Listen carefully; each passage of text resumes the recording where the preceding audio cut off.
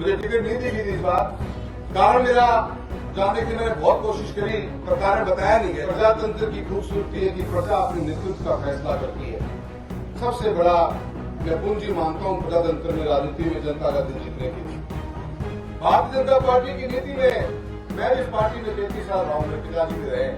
हाँ, एक उदाहरण दो, एक नीति में खत्म हो जाता है, किसान समझ ही नहीं पाते अपन लोग कि प्रजातंत्र की खूबसूरती है कि प्रजा अपने नेतृत्व का फैसला करती है कि उसका आने वाला कल किसके हाथों में होगा। जो राजनीति हमने सीखी है हमारे घरों से, क्योंकि मैं तीसरी पीढ़ी का सांसद के रूप में घर में हूं, तो मैं सबसे बेहतरीन चीज को जो समझा है वो यही व्यवहार है। जनता के साथ में सीधा लगाव आपका, आपकी उपलब्धता, आपकी सरलता, आपकी शालीनता, सबसे बड़ा मैं पूंजी मानता हूं प्रजातंत्र में, राजनीति में जनता का दिल जीतने के लिए। और ये तीनों खूबसूरतियां आपके विधायक भाई अमित सिंह के अंदर। साथियों,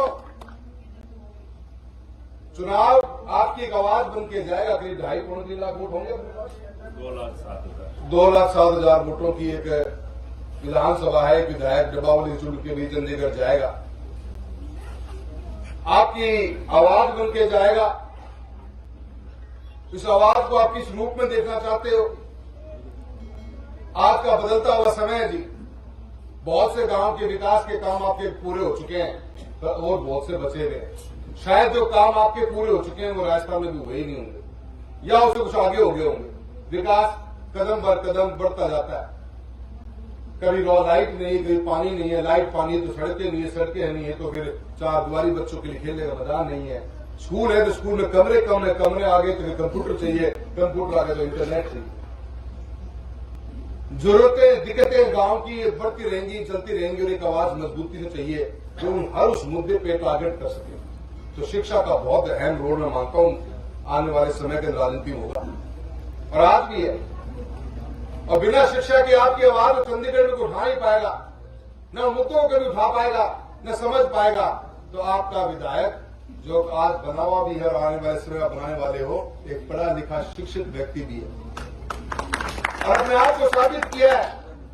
इस चुनाव के अंदर के बाद में 5 साल विधायक के रूप में बेहतरीन एमएलए का अवार्ड भी पाने वाला अमित सिंह आपके सामने खड़ा हुआ। भारतीय जनता पार्टी की नीति में मैं भी इस पार्टी में 33 साल रहा हूं, मेरे पिताजी भी रहे। मुझे टिकट नहीं दी गई थी इस बार। कारण मेरा जानने की मैंने बहुत कोशिश करी, पर कारण बताया नहीं गया था। मैंने पूछा था कारण बताइए जी, कोई गलती नहीं है, सुधार करेंगे। तो मैं था एक बात यह कहना चाहूं साथियों कि लंबे सफर के अंदर भारतीय जनता पार्टी की जो मानसिकता रही है, अभी बात समाज को तोड़ने की, बांटने की चलेगी। ये 10 दिन बहुत महत्वपूर्ण है। गांव के अंदर आपसी भाईचारा न बिगाड़ो, 36 कौम को साथ लेकर चलो।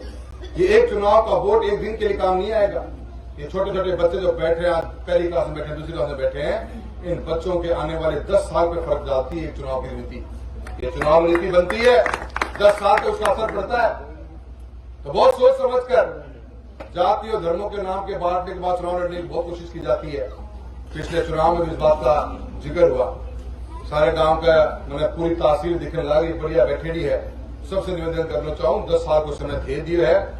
किसान और किसानी के बारे में भी चिंता कर लो, मंथन कर लो। थे में ज्यादा समझदार पढ़ा लिखा हो कि केंद्र सरकार की नीतियां रही है, एक नीति मार देती है। हाँ, एक उदाहरण दो, एक नीति में खत्म हो जाता है, किसान समझ ही नहीं पाते अपन लोग। अपन गांव की छोटी मोटी तेरी मेरी, तू मैं पड़ोसी दे रहे, मैं कौन दूं, वो कौन दे रहे तो दूं, वो ऐसा हिसाबों का वोट करा।